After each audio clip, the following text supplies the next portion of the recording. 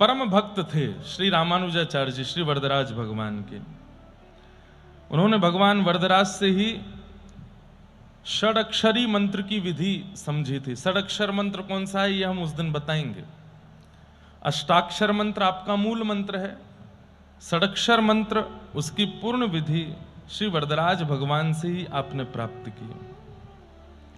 एक सुंदर सिद्धांत प्राप्त किया जिसे वरदराज रामानुज संवाद माना जाता है। हमारे रामानुज संप्रदाय में बंधुओं सैद्धांतिक चर्चा बहुत ज्यादा है, वैदिक चर्चा बहुत ज्यादा है, क्योंकि हम लोग व्रज से जुड़े हुए हैं तो हमारे भाव में प्रेम रस का संचार ज्यादा रहता है। परंतु उस प्रेम रस में और चार चांद लगेंगे यदि रामानुज सिद्धांतों को समझ लिया जाए। उसी के लिए ही हमने आप लोगों को, कई सारे शिष्यों को बुलवाया है।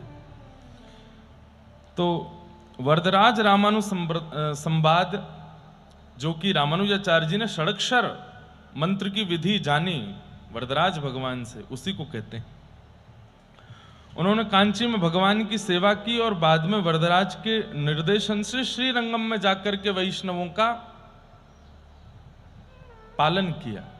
आप पहले, बड़ी सुंदर कथा है, अब उसके लिए आपको रामानुज चरित्र सुनना पड़ेगा जो हमने जयपुर में कहा था गत वर्ष।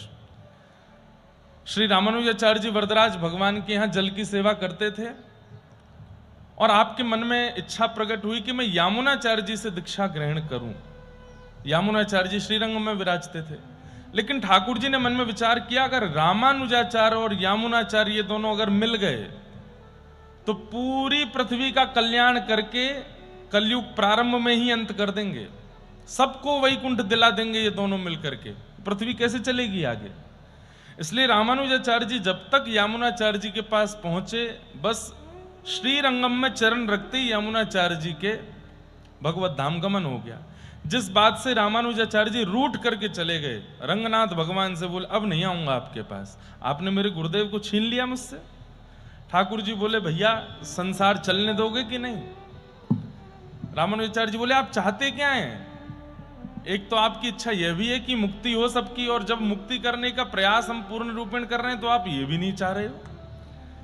तो ठाकुर जी बोले भैया ये संसार प्रकृति चले उसका भी तो विचार करना पड़ेगा ना। आप और यामुनाचार्य जी मिलकर के तो पूरी पृथ्वी का ही कल्याण कर दोगे, ऐसे थोड़ी होगा। इस बात से नाराज होकर के रामानुजाचार्य जी चले गए थे। फिर बाद में मानवों के कल्याण के लिए आपको आना पड़ेगा श्रीरंगम। तो फिर श्री रंगनाथ भगवान ने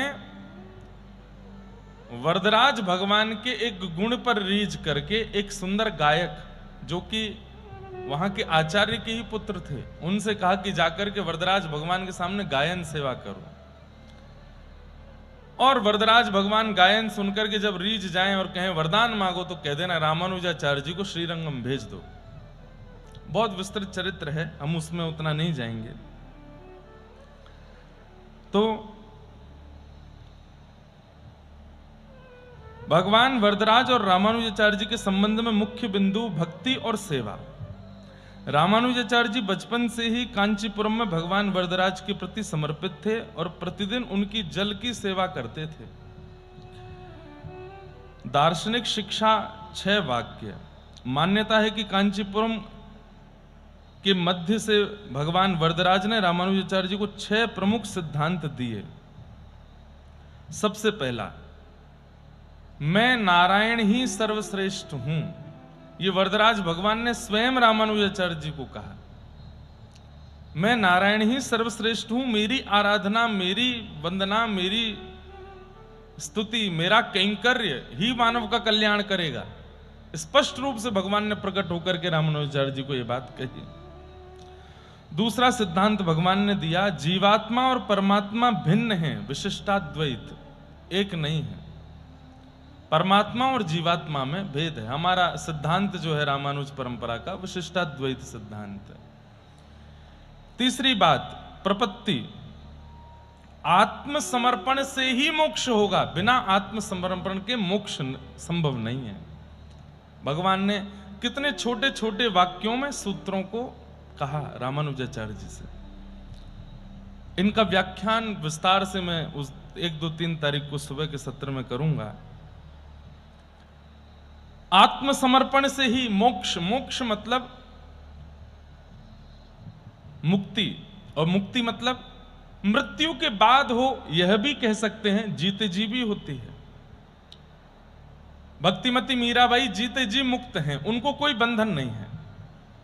सूरदास, चतुर्भुज दास, कुंभन दास, नंद दास, ये सब जीते जी मुक्त हैं, इनको कोई बंधन नहीं। और हम और आप, हम जीते जी भी मुक्त नहीं है, बंधन में।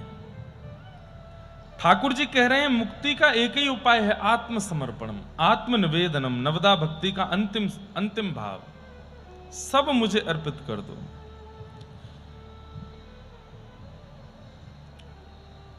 और चौथा सूत्र भगवान वरदराज श्री रामानुजाचार्य जी से कहते हैं कि व्यक्ति जब मुझे आत्मनिवेदन कर देता है, बहुत ध्यान से सुनिएगा, व्यक्ति जब मुझे आत्मनिवेदन कर देता है तो वो अंतिम श्वास में अगर मेरा स्मरण ना करे तो भी उसको मुक्ति मिल जाएगी। क्योंकि आत्मनिवेदन, आत्मसमर्पण करने के बाद उसकी अंतिम श्वास में वो भले ही मुझे स्मरण ना कर पाए, मैं उसका स्मरण करता हूं। हमारे रामानुज संप्रदाय में सिद्धांत बड़ा अलग है, बहुत बहुत भावों से बहुत अलग है। हमारे यहां ऐसा भाव कहते हैं कि शंख चक्र अंकित हो गए, माथे पर उर्ध्वपुंड विराजमान हो गया, उसके बाद ठाकुर जी कह रहे हैं चाहे जो हो जाए, तुम्हारा पतन होने से, तुम्हारा पतन होने के लिए कोई रास्ता नहीं बचेगा, पतन हो ही नहीं सकता। शंख चक्र अंकित हो गए, अब तो मेरी प्राप्ति निश्चित है। पर दीक्षा ग्रहण के बाद कुछ सिद्धांतों का पालन करना है, नहीं तो आप कर्म से, विचार से, व्यवहार से दूषित हो सकते हो। इसलिए उन सिद्धांतों को समझना जरूरी है। और अंतिम उपदेश करते हुए ठाकुर जी, वरदराज भगवान ने रामानुजाचार्य जी से कहा कि तुम महापूर्ण स्वामी जी के पास जाकर के उनको गुरु रूप में स्वीकार करो। इस प्रकार ये 6 निर्देश वरदराज भगवान ने दिए। वरदराज भगवान के स्वप्न और आदेश पर ही रामानुजाचार्य जी ने कांची से श्रीरंगम जाकर के वैष्णव संप्रदाय का नेतृत्व किया। ऐसे श्री वरदराज भगवान हमारी पूरी कथा सुनते हैं। कई बार आप लोगों ने दर्शन किया होगा, भागवत जी जो विराजमान है, ये भागवत जी भी दत्त धाम की हैं। पूज्य महाराज जी ने मास कथा में हमको प्रदान की थी, तब से यही भागवत जी विराजते हैं। इन भागवत जी के ऊपर श्री वरदराज भगवान और वरदराज भगवान के सामने श्री जगन्नाथ स्वामी, आप दोनों सन्मुख विराज करके पूरी कथा सुनते हैं। तो वरदराज भगवान, रामानुजाचार्य जी का जिस दिन जयंती उत्सव था, उस दिन वरदराज भगवान का अभिषेक भी किया था हमने। तो ऐसे वरदराज भगवान का आज प्राकट्य दिवस है, उन्हें हम बारंबार प्रणाम करते हैं, बारंबार वंदन करते हैं। ये रामानुजाचार्य जी के गुरु हैं। अब आते हैं रामानुजाचार्य जी के अति प्रसिद्ध शिष्य हैं तो भगवान, लेकिन अपनी लीला से रामानुजाचार्य जी को अपना शिष्य गुरु बना चुके हैं। प्रसंग आता है कि श्री तिरुपति बालाजी विराजमान कैसे हुए। तो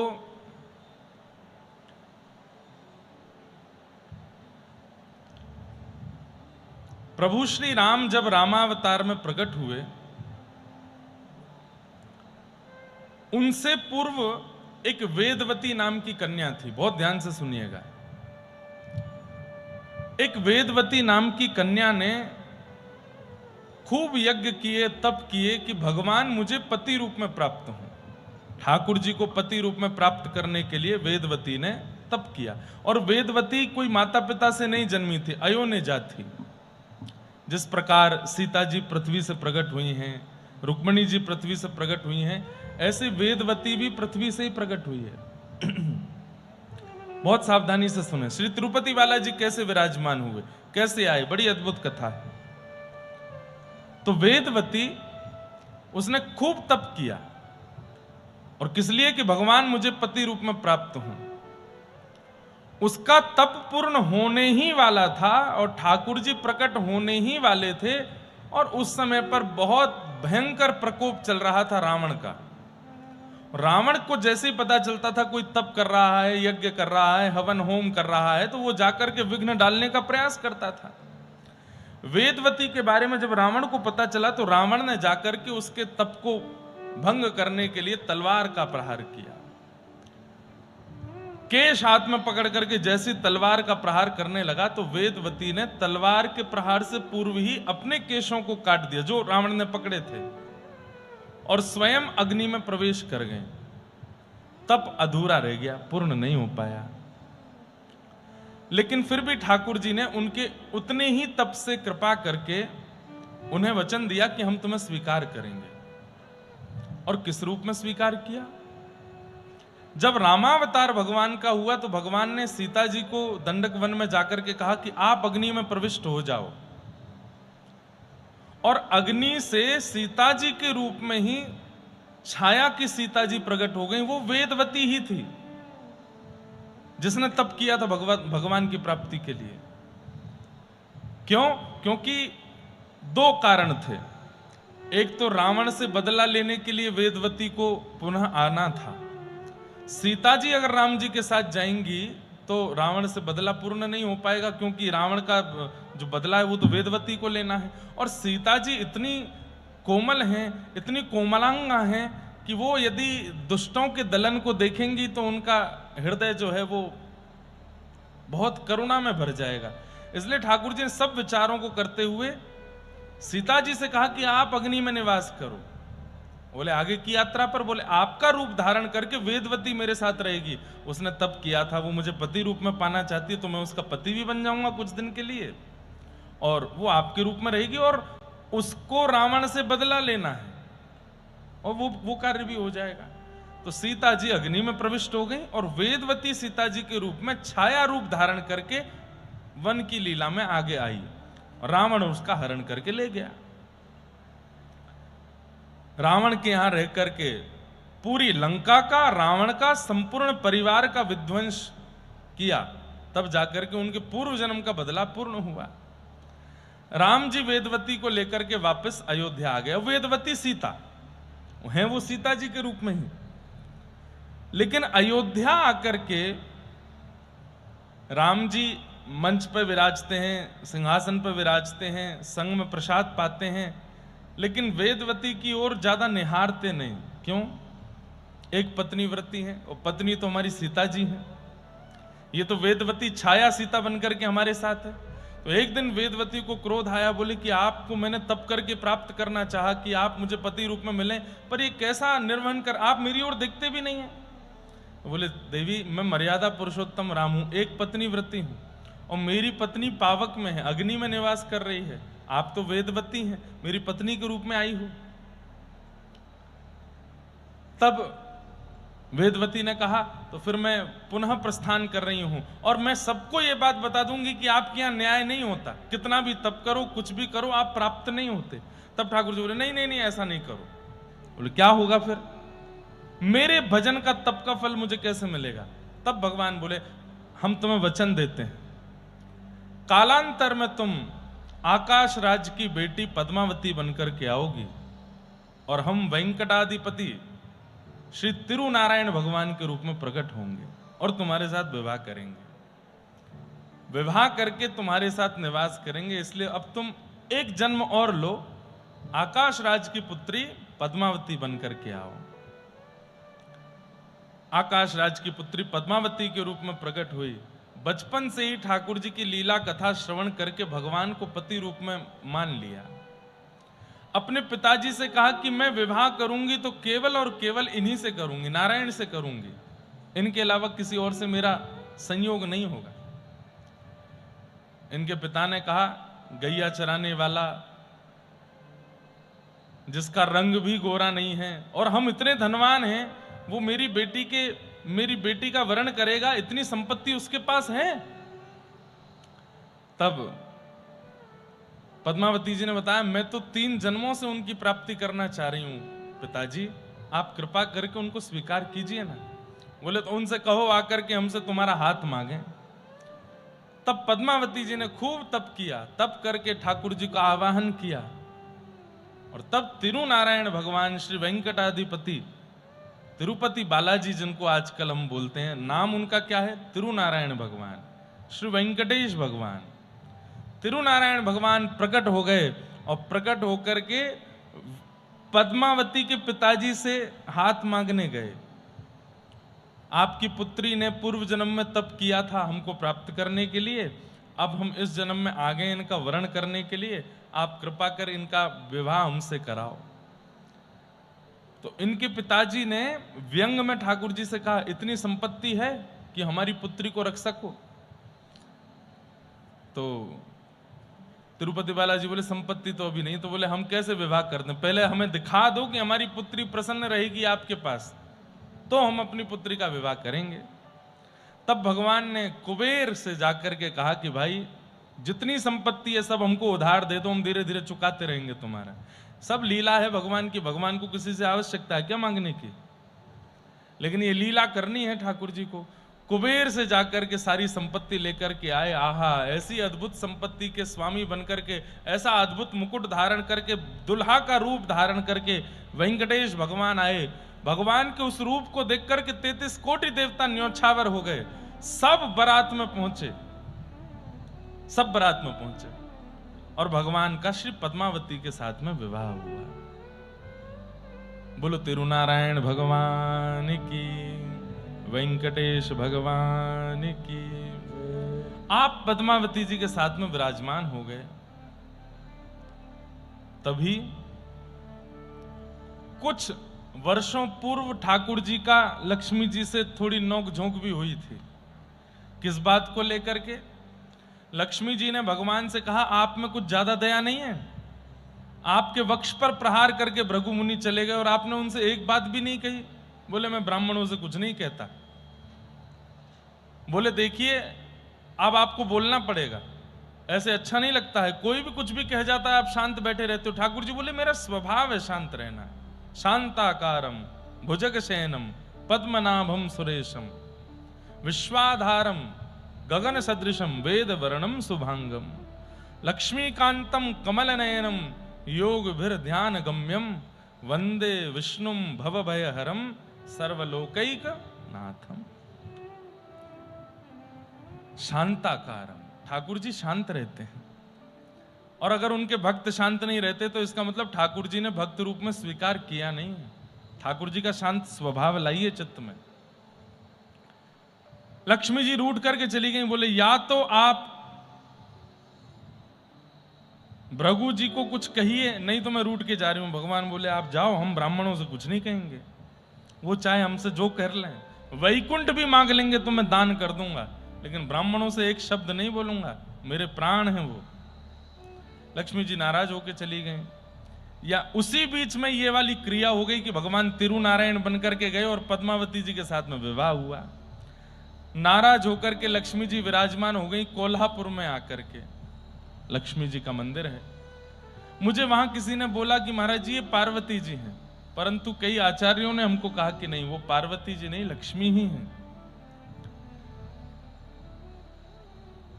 इसलिए तिरुपति बालाजी के बाद कोल्हापुर दर्शन लक्ष्मी जी का करना अनिवार्य होता है। कई लोग कोल्हापुर से तिरुपति जाते हैं, तिरुपति से कोल्हापुर आते हैं, ऐसा क्रम रहता है। तो नारद जी महाराज लक्ष्मी जी से मिलने के लिए आए। लक्ष्मी जी बोली, कहो नारद जी कैसे आए? बोले, हम तो बढ़िया चकाचक भोजन करके आ रहे हैं, पेट भर गया है, गले तक भरा हुआ है, क्या बताएं।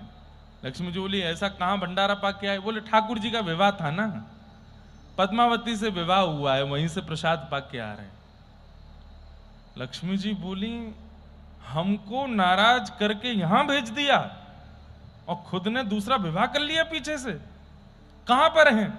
बता दिया। बोले, अच्छा आपको नहीं पता था क्या? हमसे तो गलती हो गई। बोले, कहां है? बोले, तिरुपति। लक्ष्मी जी बोली, अभी बताती हूं।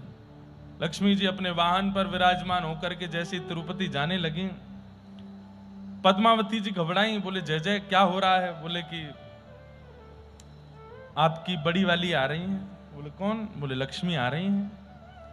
आपने तप करके हमको प्राप्त करना चाहा, पर हम तो लक्ष्मी के हैं ना। बोले अब क्या करें? बोले कुछ नहीं, आने दो, शांत रहना। वो कितना भी सुनावे, कुछ कहें, डांटेंगी, फटकारेंगी, शांत रहना, कुछ उत्तर मत देना।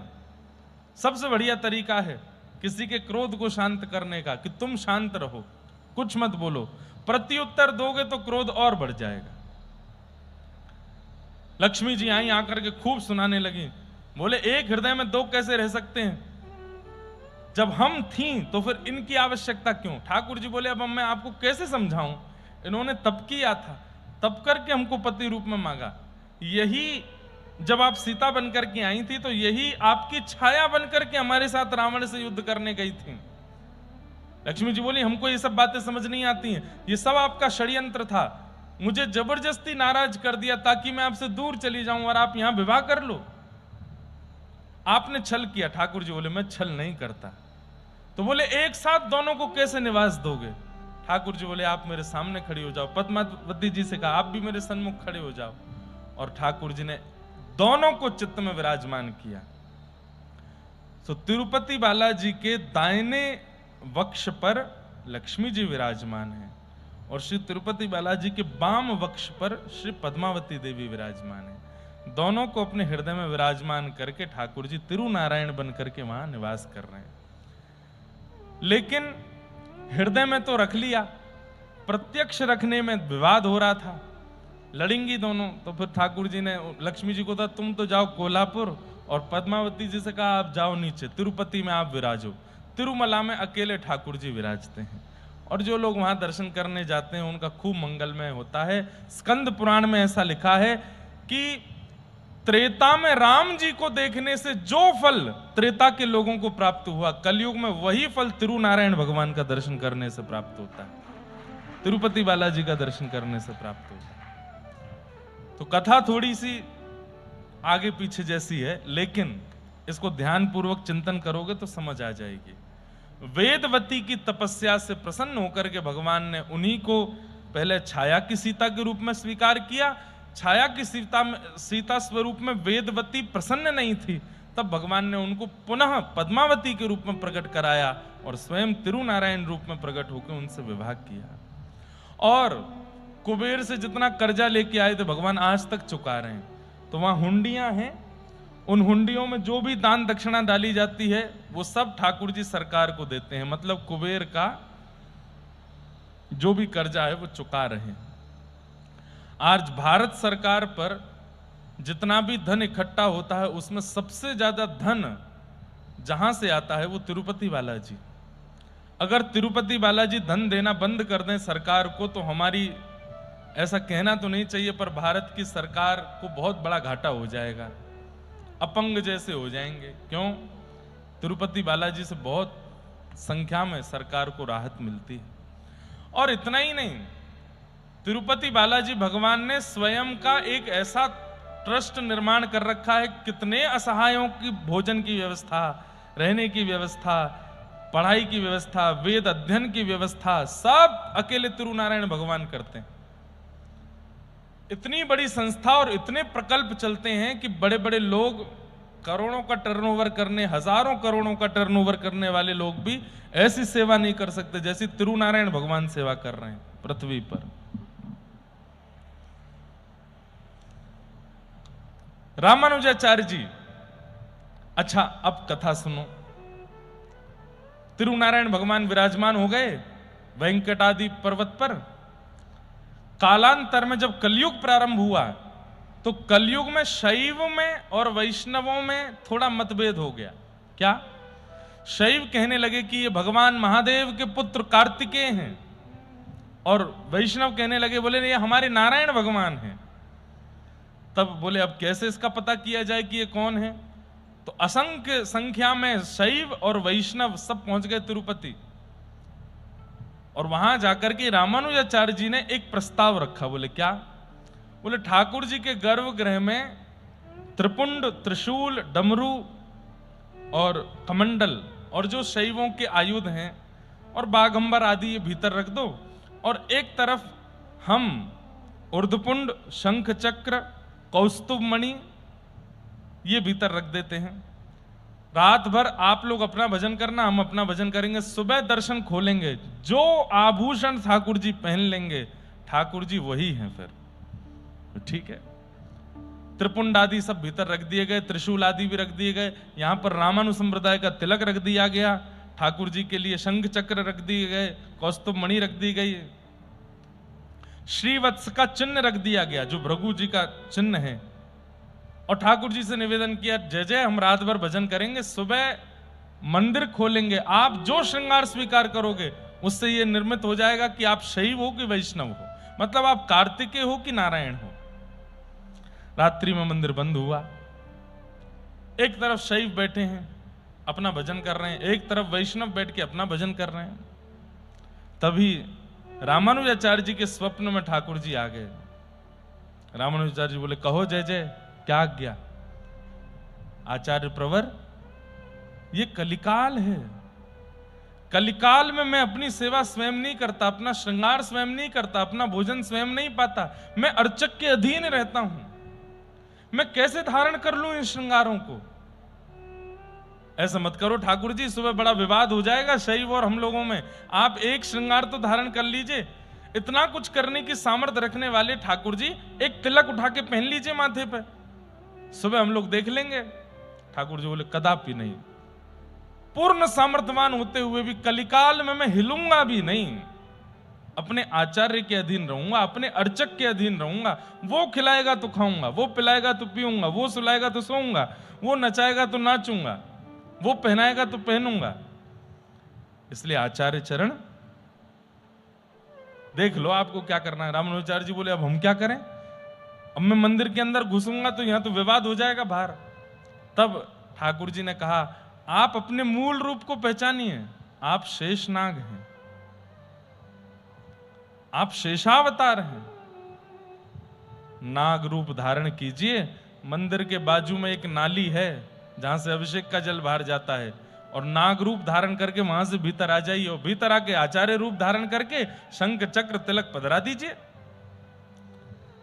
तब रामानुजाचार्य जी अपने रूप में प्रकट हुए, शेषावतार, शेषनाग का रूप धारण किया, और सब बैठे थे अर्धरात्रि के समय, और आप पीछे की नाली से भीतर प्रवेश कर गए, और भीतर जाकर के पुनः आचार्य रूप धारण करके ठाकुर जी को ऊर्ध्वपुंड धारण कराया। दो भगवान के चरणारविंद, बीच में लक्ष्मी, नीचे आसन, और यहां पर शंख चक्र दोनों ठाकुर जी के हस्तकमल, हस्तकमल ठाकुर जी के बिल्कुल कंधे के ऊपर है, ऐसे हैं तिरुनारायण भगवान। तो यहां पर शंख चक्र दोनों अंकित ठाकुर जी को धारण करा दिए, और ठाकुर जी ने कहा, अब आप जल्दी जाओ। पुनः नाग रूप धारण करके आप बाहर आ गए, आकर के वैष्णवों के बीच में कीर्तन करने लगे। प्रातःकाल मंदिर जैसे ही खुला, और खोलते ही सबने देखा कि ऊर्ध्वपुंड धारण है, शंख चक्र अंकित है, जय जयकार होने लगी, श्रीमन नारायण की जय हो, श्रीमन नारायण की जय हो, और नारायण घोषित हो गए। तब रामानुजाचार्य जी ने उस स्थान का प्रकाश किया। ठाकुर जी बोले, आचार्य प्रवर, बोले जी शंख चक्र अंकित कर दिए, मंत्र और सुना दो। तो बोले, जय जय अभी नहीं, फिर कभी। तब एक बार रामानुजाचार्य जी पुनः पहुंचे, तब तिरुपति बालाजी ने उनसे पूछा कि मैं भगवान होकर के इतने जीवों का कल्याण नहीं कर पाता, आप मानव होके ऐसा कैसे कर लेते हो? ऐसा क्या है आपके पास जो इतने हजारों लाखों आपके शिष्य हैं? तब आपने ठाकुर जी को कहा, नीचे झुकिए, मुकुट उतारिए, कान पास में करिए, बताता हूं। और जैसे ही भगवान ने कान पास में किया, तो रामानुजाचार्य जी ने अपना मूल मंत्र कान में बोल दिया, अष्टाक्षर मंत्र बोल दिया। ठाकुर जी बोले, अरे ये तो मेरा ही नाम है। तो ठाकुर जी से आचार्य प्रवर बोले, बस यही है, आपके नाम से ही सब कल्याण हो रहा है दुनिया का, हमारे पास कोई जादुई कोई छड़ी थोड़ी है, आपका नाम ही है नाथ। और सुनिए, बोले क्या? शंख चक्र पहले अंकित हो गए थे, तिलक अंकित हो गया था, अब नाम भी हो गया, मंत्र भी दे दिया है। तब तिरुपति बालाजी ने रामानुजाचार्य जी से कहा, अब आप गुरु बनकर के ही विराजो। तिरुपति बालाजी में, बाकी सब जगह रामानुजाचार्य जी ऐसे विराज रहे हैं, तिरुपति बालाजी में ऐसे विराजते हैं। और वेंकटेश भगवान वहां पर बड़े अद्भुत रूप में विराजमान है। व्यक्ति को साल में एक बार तो तिरुपति जरूर जाना चाहिए। अगले वर्ष हमारी कथा है 2027 में, तिरुपति में कथा है। रोज जाएंगे, गोविंदा गोविंदा वेंकटरमणा गोविंदा। अब फिर आगे चल करके बड़ी वहां की विधियां हो गई, केश दान का भाव हो गया, और भी कई भाव हो गए।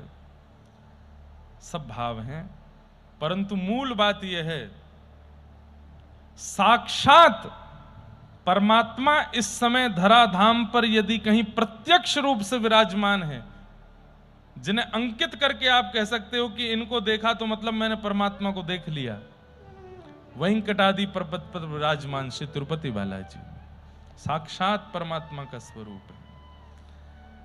ऐसे वेंकटेश भगवान इस रूप से तिरुपति में विराजमान हुए, अवस्थित हुए। अब उनकी और भी सुंदर सुंदर कथाएं हैं। ऐसे भगवान है, माथा इतना बड़ा है पर तिलक लगाते हैं यहां से इधर से तिलक लगाते हैं ऐसे। क्यों? बोले एक अर्चक थे, ठाकुर जी को बड़े प्रिय थे, वृद्ध हो गए थे और कमर उनकी झुक गई थी, हाथ पहुंचता नहीं था, तो ठाकुर जी को ऐसे ही तिलक लगा देते थे। किसी ने आकर के कहा अर्चक बदल दो भैया, आप मत आया करो सेवा में, हम कुछ और। तब ठाकुर जी बोले नहीं, अब तुम्हें ऐसे ही तिलक लगाऊंगा। नेत्रों से आज भी तिलक धारण करते हैं ठाकुर जी। बस अच्छा, बृहस्पतिवार के दिन अगर मैं गलत नहीं हूं तो उस दिन का दर्शन करिए, अद्भुत दर्शन होता है। तिरुपति बालाजी श्रृंगार नहीं कराते उस दिन, 2-3 माला पहन के रखते हैं बस, और उस दिन यहीं माथे पर तिलक धारण कर, उस दिन नेत्र दर्शन होता है ठाकुर जी का। और बाकी के दिन ठाकुर जी यहीं से तिलक लगवाते हैं, नेत्रों से ही धारण करते हैं। उस भक्त की प्रसन्नता में आज तक ठाकुर जी ऐसे तिलक करते हैं। एक ग्वारिया था, वो रोज दूध लेकर के ऊपर आता था। ठाकुर जी ने उसको कहा कि भाई तुम वृद्ध हो गए हो, मत आया करो, इतना नीचे से आते हो चढ़ करके पूरे पर्वत पर, हमको बहुत कष्ट होता है। बोला मैं, मेरी सेवा है, मुझे रोको मत, मैं आऊंगा। तो ठाकुर जी बोले जब तक दूध मिलेगा तब तक तो आएगा, दूध मिलना बंद होगा तो फिर कैसे आएगा। तो ठाकुर जी रात को ही जाते, सब गैयाओं के नीचे बैठ के थन से दूध पियाते, सारी गैयाओं का दूध पियाते। सुबह जब वो दूध काटने बैठता तो एक बूंद दूध नहीं मिलता। अब बिना दूध के कैसे जाए ऊपर? तो गया नहीं, एक दिन नहीं गया, 2 दिन नहीं गया, 3। उसने कहा कौन आकर के रात में मेरी गायों का दूध पी जाता है। लाठी लेकर के बैठा, और इतने में गोपाल रूप धारण करके श्री तिरुनारायण भगवान तिरुपति बालाजी आए, और गैयाओं का थन मुख में लेकर के जैसे ही पी रहे थे, तुरंत उसने दूर से देखा ये कोई बालक है, कोई अहीर का बालक आया है, दूध पी रहा है। वहीं से निशाना लेकर के उसने जोर से लाठी मारी। ठाकुर जी भागे, लेकिन लाठी जाकर के थोड़ी पे लगी, और ठाकुर जी दौड़ करके ऊपर मंदिर पहुंचे। 2-4 गायों का दूध बच गया था, उसने निकाल लिया, लेकर के ऊपर गया तो तिरुपति बालाजी की थोड़ी से खून रक्त प्रवाह हो रहा था। उसने पूछा जय जय ये आपकी थोड़ी पर कैसे लगी? बोले मत पूछो, बस एक भक्त ने मारा। कौन से भक्त ने मारा, नाम तो बताओ उसका। भगवान ने उसी का नाम बोल दिया। बोले तुमने? मैं कैसे कर सकता हूं ऐसा नाथ? बोले सुबह सुबह कोई दूध पीने आया था तुम्हारी गैया का? हाँ, एक ग्वारिया बालक आया था। अरे बड़ा चतुर चंचल, रोज मेरी गायों का कितना, मैं तो सोचता हूं भगवान उसका पेट है कि कुआं, इतनी सारी गैयाओं का दूध थन लगा के पी जाता था। आज मैंने पकड़ लिया, पकड़ के मारा उसमें डंडा। ठाकुर जी हंस के बोले कोई और नहीं आए थे, हम ही आ रहे थे। हम ही रोज गौशाला में आके तुम्हारी सब गैयाओं का थन निकाल के दूध पी जाते थे, आज तुमने इतनी जोर से मारा। वो भक्त बहुत रोया। बोले मैं मना कर रहा था ऊपर मत आया करो, इसलिए तुमको रोकने के लिए मैं नीचे आके दूध पी जाता था। तब उसने कहा मैंने कितना श्रम करा दिया ना आपको, अब मैं क्या करूं? तब ठाकुर जी ने उसको कहा कपूर की औषधि बनाओ और औषधि बना के लगा दो। और वो औषधि यहां लगी। आज तक ठाकुर जी अर्चकों को बोले ये औषधि जब तक हमारा स्वरूप पृथ्वी पर विराजमान है नित्य लगाते हैं। ठाकुर जी यहां पर कपूर की वो औषधि धारण करते।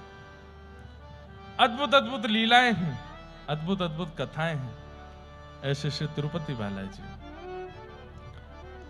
रामानुजी वैष्णव जब दर्शन करने जाए तो तिरुनारायण भगवान को देख करके पहला प्रणाम तो करे कि हे श्रीमन नारायण मेरा प्रणाम स्वीकार करें, और दूसरा कहे जय हो हमारे बड़े गुरु भाई हमारा प्रणाम स्वीकार कीजिए, आप हमारे बड़े गुरु भाई हैं।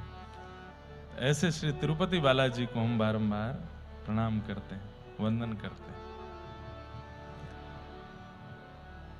तो महाराज जी की इच्छा थी कि तिरुपति बालाजी कैसे विराजे, तो वो कथा का थोड़ा सा संस्मरण संक्षिप्त रूप से हमने कहने का प्रयास किया। अब आइए श्री चतुर्भुजदास जी के पावन प्रसंग में हम लोग प्रवेश करते हैं। ये बात आप लोगों ने कुम्मन दास जी के चरित्र में सुनी है कि कुम्मन दास जी के 7 पुत्र थे। बहुत ध्यान से सुनिएगा।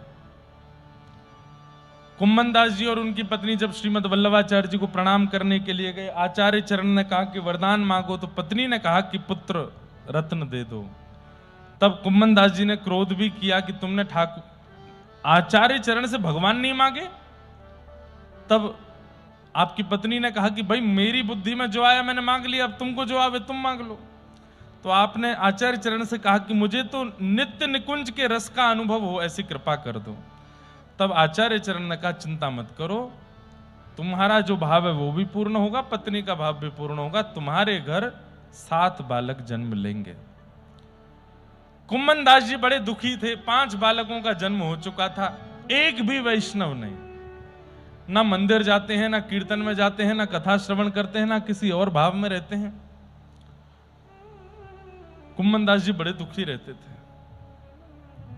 क्यों? वैष्णव बालक क्यों नहीं है, भक्त बालक क्यों नहीं है। तब आपके 6वें बालक का जन्म हुआ, नाम था कृष्णदास। ये अष्ट सखाओं वाले कृष्णदास नहीं, इनके पुत्र ही थे, उनका नाम कृष्णदास रखा। वो भी मंदिर नहीं जाते थे, कथा में नहीं जाते थे, सत्संग में नहीं जाते थे, गौ सेवा में बड़ी रुचि थी, तो उनको अपना आधा पुत्र माना। एक दिन आप बड़े उदास होकर के श्रीनाथ जी के सामने बैठ के कीर्तन गा रहे थे, तो श्रीनाथ जी भीतर से बोले, ए कुम्मना, ऐसो ऐसो तेरो मोह लटक ही कुरो काहे गो, ऐसो बैठो जैसे तेरी बहू भाग गई हो। ठाकुर जी तो ऐसे ही बोलते हैं। कुम्मन दास बोले, नहीं नहीं ऐसो ना है जय जय। बोले तो काहे गो, अरे प्रसन्न मुद्रा में रहकर मेरे सामने कीर्तन गा रहा है, लेकिन मोह ऐसा बना रखो है कि नेक देर में आंसू निकर यामेंगे का बात है, मुकु बता। तब आपने ठाकुर जी से कहा, जय जय, बालक तो 6 हो गए घर में, लेकिन एक भी सत्संगी नहीं है। मन को बड़ी व्यथा है, मन को बड़ी पीड़ा है नाथ, मैं व्रत होता जा रहा हूं, कल को मेरे प्राण निकल जाएंगे, मेरे बाद कौन आपको कीर्तन सुनाएगा यहां आके। अरे तू चिंता करे, चिंता मत करे, चल चोरी करके आमे। और ठाकुर जी कुम्मन दास जी को चोरी कराने ले गए, और ठाकुर जी ने कुम्मन दास जी को कह दिया कि अब तेरे घर एक बालक आवेगो और वो मेरो परम भक्त होगो। आप प्रतीक्षा किए और बस कुछ ही दिनों में श्री कुम्मन दास जी के यहां पर एक सुंदर बालक ने जन्म लिया, और जन्म लेते ही आप गाने लगे, आयो चतुर्भुज को दास। कथा सुनी थी कुम्मन दास जी के चरित्र में कि जब ठाकुर जी छीके से मटकी माखन चुरा रहे थे, तो धोती नीचे उतरने लगी, तो 2 भुजा से धोती पकड़ी, 2 भुजा से छीका, चतुर्भुज रूप में दर्शन किए। तो कुम्मन दास जी ने अपने उस 7वें पुत्र का नाम चतुर्भुज दास रखा। आयो चतुर्भुज दास, आयो चतुर्भुज दास, ऐसा करके आप कीर्तन करने लगे। चतुर्भुज दास जी का जन्म हुआ। जन्म लेते ही आपके अंदर सुसंस्कार होने लगे। 11 दिन की अवस्था में चतुर्भुज दास जी को लेकर के कुम्मन दास जी जैसे ही घर का शुद्धिकरण हो गया, श्रीमद वल्लभाचार्य जी के पास लेकर के उनको गए और कहा, जय जय, आपकी कृपा से ये छोटो लाला भयो है, अब आप पे कृपा करो। तब गोसाई जी ने उनको 11 दिन की अवस्था में ब्रह्म संबंध कर दिया, दीक्षा दे दी। 11 दिन की अवस्था में दीक्षा हो गई। 11 दिन का बालक क्या जाने। और जहां गोसाई जी इतना परख करके, इतना देख करके दीक्षा ग्रहण कराते थे, पता नहीं क्या चतुर्भुज दास जी को देख करके उनके मन में आया और उनको तुरंत दीक्षा दे दी। और आपने तुरंत 11 दिन का बालक दीक्षा, नामकरण तो होता नहीं 11 दिन के का, तब आपने कुम्मन दास जी से पूछा या बालक को कहां नाम रखनो है? जय जय, अब आपकी गोद में है, आप जो चाहो वो धर दो। लेकिन कुम्मन दास जी के मन में तो चतुर्भुज दास नाम ही था। तब गोसाई श्री विठलनाथ जी ने नवनीत प्रियालाल जी, श्रीनाथ जी दोनों के चरणन में बालक को पधरा करके, और ये चमत्कार ही था, तुरंत चतुर्भुज दास जी की गोद में देते हुए बोले या को नाम होएगो, कुम्मन दास जी की गोद में देते हुए बोले या को नाम होएगो चतुर्भुज दास। कुम्मन दास जी के तो नेत्र सजल हो गए, बोले जो मैं सोच के बैठो वही नाम आपने धर दियो, जो मैं सोच के विराज रहो वही नाम आपने धर दियो। बस ये वैष्णव हो, ये भक्त हो, ये ठाकुर जी को अर्चक हो, ठाकुर जी को सखा हो, ऐसी मेरी इच्छा है। बंधुओं, मात्र 2.5 वर्ष की अवस्था और श्री चतुर्भुज दास जी, 2.5 वर्ष का बालक कितना बड़ा होता है? थोड़ा बहुत चलना सीख जाता है बस। 2.5 वर्ष की अवस्था में एक दिन श्री चतुर्भुज दास जी शांत मुद्रा में बैठे थे और उनको बैठे देख कुम्मन दास जी ने पूछा, अरे लाला, ये ऐसा शांत चित्र कैसे बैठो, नेत्र बंद करके ऐसे समाधि लगा करके? तो श्री चतुर्भुज दास जी 2.5 वर्ष के अपने पिताजी से कह रहे हैं तो कुम्मन दास जी बोले, अरे कौन को ध्यान लगा रहा है, कहां देख रहे हो लाला?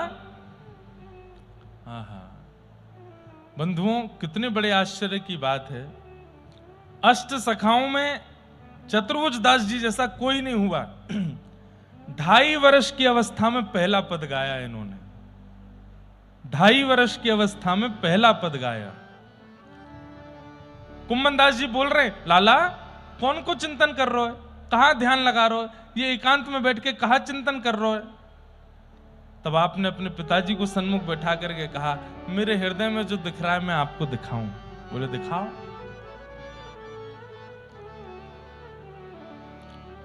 गोरज राजत सांवल अंग, गोरज राजत सांवल, गोरज राजत सांवल अंग, गोरज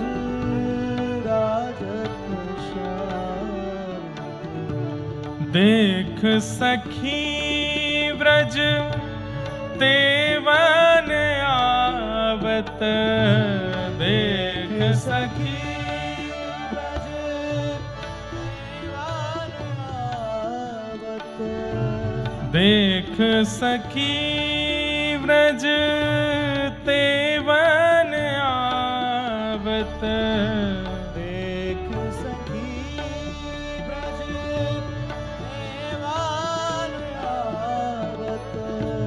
गोविंद गोधन संग,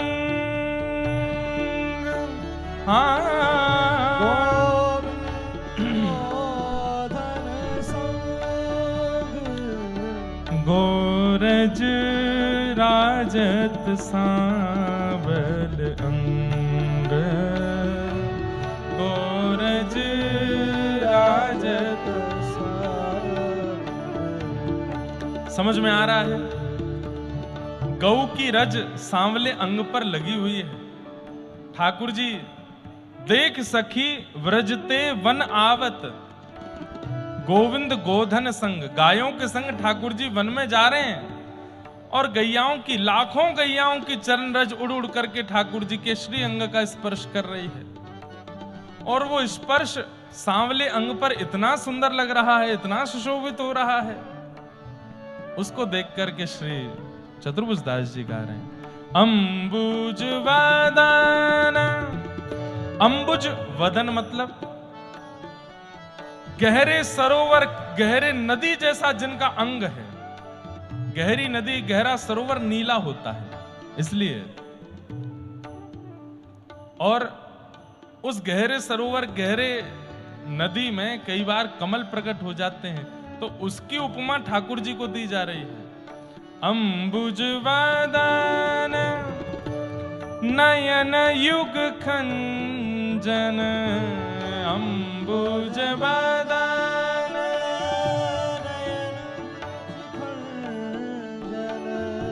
अंबुज वदन नयन युग खंजन, अंबुज वदन। नयन मानो जैसे कोई छुरी जैसे हो, जिसको देखते हैं घायल हो जाता है।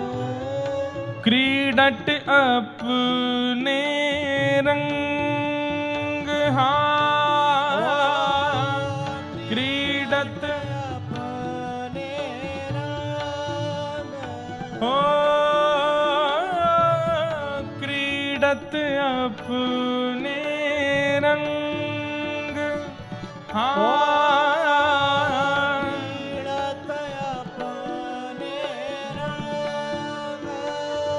गोरज राजत सांवल अंग, गोरज राजत सांवल, गोरज राजत सांवल अंग, गोरज राजत सांवल। बंधुओं,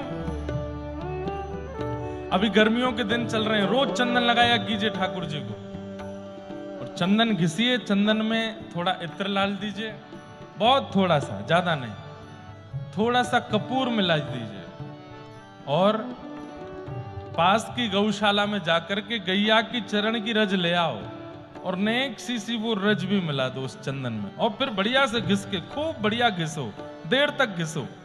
खूब देर तक घिसने के बाद बिल्कुल मलाई जैसा जब वो चंदन हो जाए, तब सुंदर ठंडा ठंडा चंदन ठाकुर जी को ऐसे पत्रावली लगा। गोरज ठाकुर जी को अति प्रिय है। मैया तो चंदन लगा करके भेजती है, लेकिन धूप में जाते ही ठाकुर जी को पसीना आता है, तो चंदन की बिंदी जो है वो सब गीली हो जाती हैं, तब गैयाओं की रज उड़ उड़ करके जाती है और उस चंदन बिंदु पर जाके लग जाती है, और शोभा सुंदर लगने लगती है ठाकुर जी की। गोरज राजत सांवल अंग, गोरज राजत। और इससे एक बात और, ठाकुर जी को नजर नहीं लगेगी। आपके ठाकुर जी को कोई कितना भी घूर के देख जाए, कितना भी नयन भर के देख जाए, अगर गौरज आपने ठाकुर जी को लगाई है तो उनको नजर नहीं लगेगी। गौरज ठाकुर जी की नजर उतार देती है। और जब चंदन नहीं भी लगाते हैं ना, तो भी गौरज थोड़ी सी भीतर लगा दिया करो, हल्की सी, ठाकुर जी के वक्ष पर, ठाकुर जी की भुजा पर, ठाकुर जी के माथे, ऐसी कि दिखे ना। कई लोग ना बात सुनकर के कथा में जाते हैं, फिर अति में सब कुछ कर देते हैं, वो फिर रूप भी नहीं बिगड़ना चाहिए ठाकुर जी का। हमने दीक्षा दी, दीक्षा के बाद हम सब अपने शिष्यों के माथा ही देखते हैं, तिलक कैसे लगाया है। किसी का हाईवे टेढ़ा मेढ़ा ही रहता है, कभी यहां से। कई लोग हैं वो तिलक बिल्कुल सीधा लगाते ही नहीं है। एक तो हमारी परिकर में ही है, कैमरा लिए डोलते हैं इधर, कभी तिलक सीधा नहीं दिखता उनका। उनसे मैं कहता हूं, भाई ये तिलक स्वरूप साक्षात ठाकुर जी हैं, सीधा अंकित करो, सीधा धारण करो। नहीं सीधा हो रहा है इसका मतलब क्या है? नाम जप नहीं करते हो। नहीं सीधा हो रहा है इसका मतलब क्या है? गुरु की वचनों पर निष्ठा नहीं है। तिलक स्वरूप यदि मधुर नहीं बनता है ना माथे पर, तो इसका मतलब है केवल खींच के आ गए हो, नियमित रूप से धारण किया नहीं है। बीच की जो श्री है, कई लोगों की श्री ऐसी लगती है, अब नीचे से श्री जो है वो कहीं ऐसे जा रही है, ऐसे जा रही है, बस यूं खींच आए हैं जल्दी जल्दी। नहीं, नीचे से थोड़ी ऐसी मोटी सी हो, ऊपर जामे पतली, भली पतला लगाओ लेकिन सीधा तिलक लगाओ, सुंदर तिलक लगाओ। माताएं, उनको तिलक बहुत बड़ा नहीं लगाना है, एक दो बहनों को देखा वो यहीं से यूं लगाती हैं ऐसे, जैसे सींग निकल आए हों। नहीं, बहुत हल्का सा धारण कीजिए, श्वेत नीचे, बहुत बिल्कुल जैसे बिंदी होती है ऐसे श्वेत। 2 आसन सीधा भी लगा सकते हैं, ऐसे सीधा जैसे दक्षिण भारत में लगाते हैं, ऐसे सीधा आसन, उसके ऊपर श्री धारण करो। श्री भी ज्यादा बड़ी नहीं हो, छोटी छोटी सी हो। छोटी मतलब ऐसी भी नहीं दिखे ही नहीं, मतलब सबसे बढ़िया बात है ये ठाकुर जी ही हैं, इनको सुंदर बना के धारण करो। देख करके मन प्रफुल्लित होना चाहिए। अब हम कभी रज का तिलक लगाते हैं, कभी पासा का तिलक लगाते हैं। आज ठाकुर जी का चंदन के साथ तो चंदन का तिलक धारण किया। चंदन व्रजरज या तीर्थ की रज और पासा जो श्वेत होता है, इनको लगाने की अनुमति है। पासा विशेष रूप से लगाया जाता है, जो श्वेत होता है वो श्वेत द्वीप की रज है। हम जम्बू द्वीप में रहते हैं, वो श्वेत द्वीप की रज है वो, जो लगाने की आज्ञा दी गई है। तो सुंदर श्रृंगार किया करो, ठाकुर जी का भी सुंदर करो, अपने माथे का भी तिलक सुंदर धारण करो। ऐसे ही नहीं बस खींच दिए कहीं से भी कहीं निकल आए ना, बैठ के ध्यान पूर्वक केंद्र, 5 मिनट लेट हो जाए चलेगा, तिलक सुंदर धारण करो। कैसे लग रहे हैं ठाकुर जी? अंबुज वदन नयन युग खंजन, आहा, नील सरोवर जैसा जिनका वदन है। कभी कभी नेत्र खोलते हैं तो ऐसा लगता है नील सरोवर में कमल प्रकट हो गया हो। 2.5 वर्ष का बालक बोल रहा है। और नयन युग खंजन, नेत्र ऐसे हैं जैसे मानो कोई छुरी चला रहा हो, घायल हो जाता है जिसको देख लेते हैं। क्रीडट अपने रंग, अकेले क्रीड़ा कर रहे हैं। मधुमंगल, श्रीदामा, तनसुका, मनसुका, धनसुका कोई नहीं है, अकेले खेल रहे हैं अपने साथी। कभी एक गैया पे चढ़ जाते हैं, कभी दूसरी गैया पे कंधा रख लेते हैं।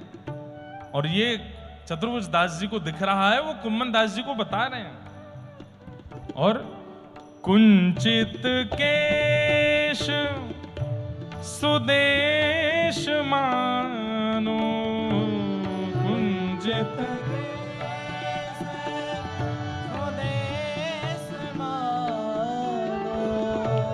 अली शोभित ये संग प्रसंग, अली शोभित ये संग, कवहु कवेणु बजावत गिरधर,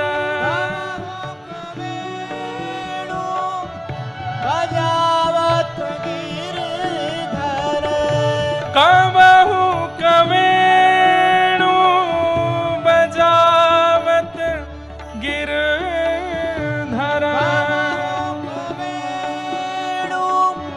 बजावत गिरधर, नाना तान तरंग, ओ